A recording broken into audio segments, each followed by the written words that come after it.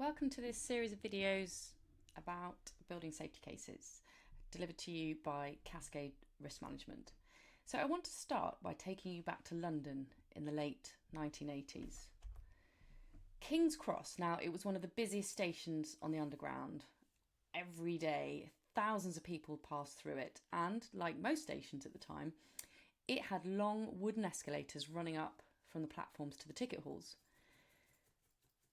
Amazingly, fires on escalators weren't actually rare, and between 1956 and 1988 there had been 46 escalator fires across the underground system, and in 32 of those cases investigators found the cause was smokers' materials, that is, dropped cigarettes, matches, cigarette ends, but thankfully none of those fires had killed anyone, and that point mattered, because it created this sense that the risk was understood and that the risk was actually controlled.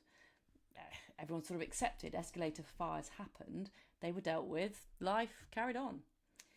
But on the evening of the 18th of November 1987, somebody dropped a lighted match.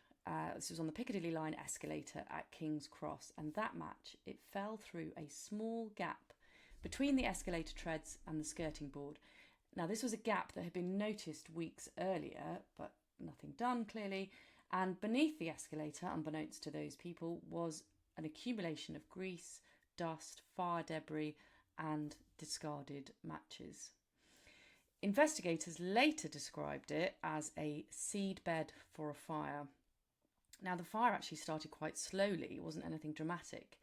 It was the sort of fire that had been seen before, that I think people believed they understood.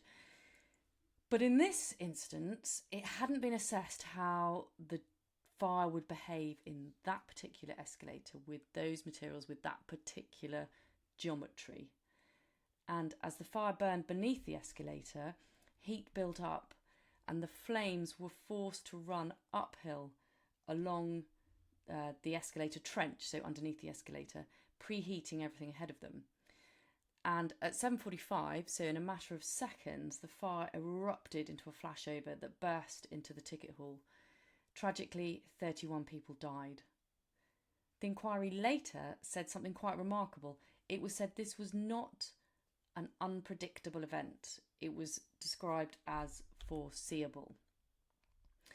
It was foreseeable because the hazards were known. It was foreseeable because the accident had happened before, as in fires had happened before, but no one had actually asked, well, if this fire doesn't behave in the way we expect, what can we do? And that lesson sits at the heart of building safety cases today. Now, the risk was considered low, and as we all know, if you don't understand how your building behaves when things go wrong, then you don't really understand the risk. Now, I expect most of you listening to this will be very familiar with the legislation, but I put it up here because it is important that we always refer back to it, because this ultimately is what we would be judged on if there was an incident.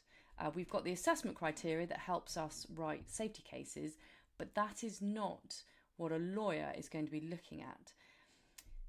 That helps you to satisfy, to practically implement a building safety case. But in an incident, the questions of whether you assess the risk properly, Section 83, whether you took all reasonable steps to manage those risks, Section 84, will be asked.